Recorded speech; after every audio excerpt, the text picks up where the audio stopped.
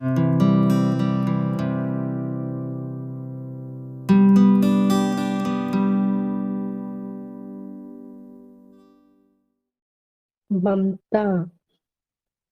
साधना में विघ्न आता ही जा रहा है। कितने दिन हुए हैं आपको ममता जी यहाँ जुड़े हुए ज्ञान मार्ग से? प्रणाम माँ। प्रणाम। 1 साल से ऊपर हो गया, 1.5 साल लगभग हो गया। अच्छा, 1.5 साल हो गया है आपको। जी, और विघ्न कब से आ रहे हैं? ये तो जब परिवार वालों को पता चल गया तब कितना समय हो गया है? हो गया करीब 2-3 महीने। कोई बात नहीं। आप सत्संग सुन सकते हैं, वीडियो सुन सकते हैं, या उन पे भी पाबंदी है? पाबंदी है, इसीलिए तो पाबंदी तो है, लेकिन फिर भी मैं लीड लगा के सुनती थी। अभी तो फिजिकल प्रॉब्लम भी हो गई है, कुछ शारीरिक समस्या भी आ गई है, कान में प्रॉब्लम हो गई है तो वो भी मना हो गया। यही सोच रही हूँ कि ऐसा क्यों हो रहा है। देखिए, 2-3 कारण इसके हो सकते हैं। जी, पहला, तो जब हम किसी साधना में आते हैं तो ऐसा देखा गया है कि विघ्न बहुत तेज हो जाते हैं।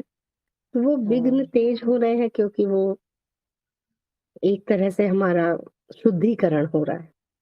जी, एक हो सकता है कि परीक्षा आपकी ली जा रही हो कि जी, ये जी, ज्ञान सिर्फ थ्योरी में है या जीवन में भी उतरा है।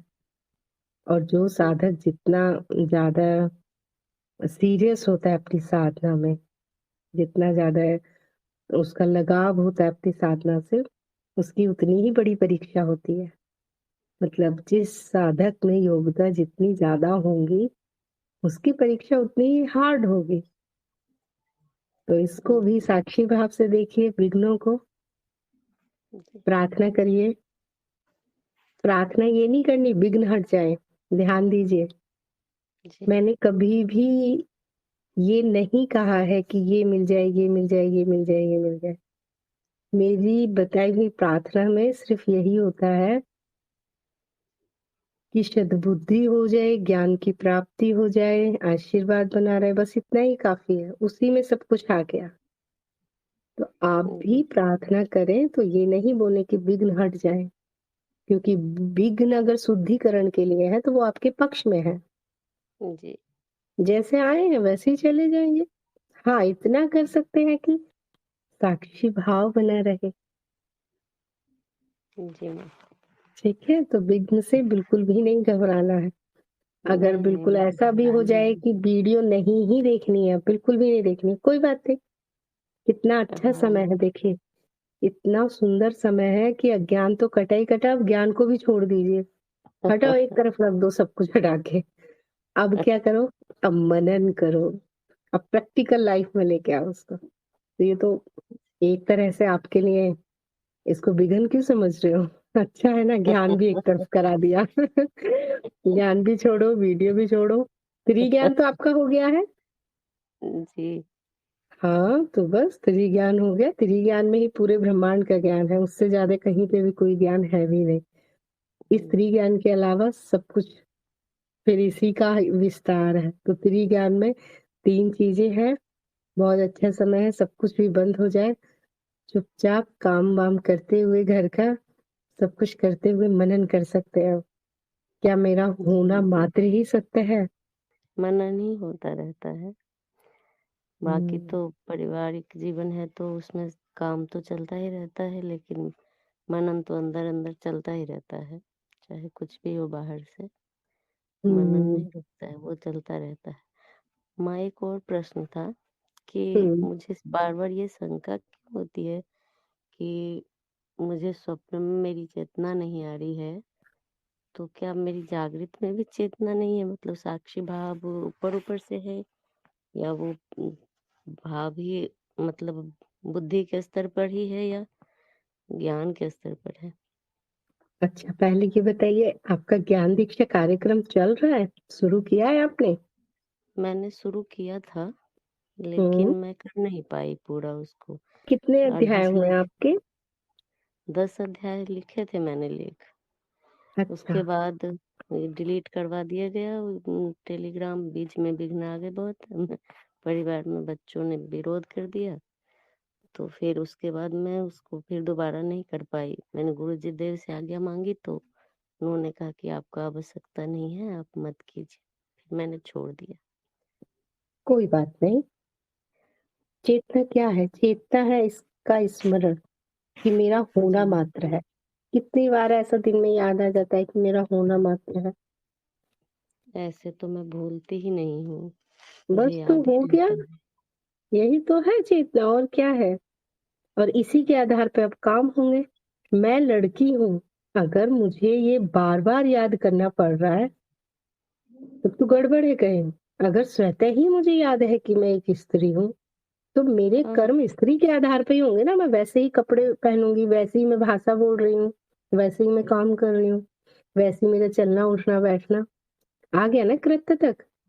जी। एक एक वाक्य जो कभी बचपन में मुझे सिखाया गया होगा कि मैं जी। फीमेल हूँ, उसी के हुँ, आधार पे पूरा जीवन चल रहा है। तो उसी तरह से एक ही बार जानना होता है कि मैं अनुभव करता हूँ।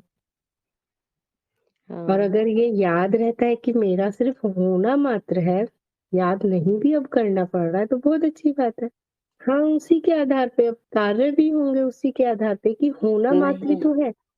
ये शंका इसलिए आ जाती है ना क्योंकि स्वप्न में मेरी चेतना रहती नहीं, तो मुझे लगता है कि शायद जागृत में नहीं है, इसीलिए नहीं नहीं नहीं, इसलिए ऐसा नहीं है। पूछा प्रश्न। स्वपन तक चेतना तभी पहुंचती है जब जी, जागृति पूरी तरह से चेतन हो जाए, या फिर अच्छा। गुरु कृपा से पहुंचती है। कि अगर जागृति चेतन नहीं भी है तो हाँ, गुरु कृपा से एक दो बार चेतना स्वपन तक आ जाती है। वो भी किस लिए? सिर्फ ये शिष्य को विश्वास बढ़ाने के लिए, श्रद्धा बढ़ाने के लिए। हाँ, ये जैसे बात तो मैं कोई जानती हूँ। जैसे कोई कभी मान लीजिए दिल्ली कोई कहीं कभी नहीं गया कभी भी, हम उसको कितने भी हाँ, कहते रहे दिल्ली जैसे एक शहर है, एक शहर है, एक शहर है।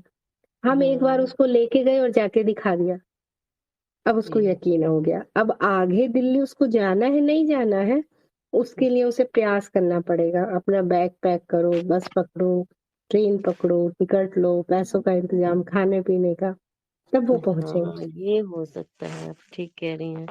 शायद प्रयोग करने में त्रुटि रहती होगी मेरी स्वप्न की, इसीलिए हम्म। नहीं आती वहाँ चेतना, ये हो सकती हाँ, है।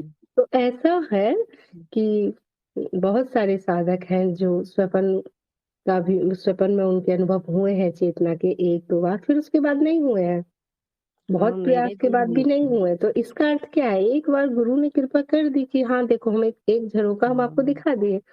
अब हाँ, साधना करोगे, अर्थात जागृति में चेतना को जितना स्ट्रांग करोगे, उतना हुँ, वो अपने आप ही स्वपन तक जाएगी, फिर उसके बाद हुँ, सूक्ष्म जाएगी।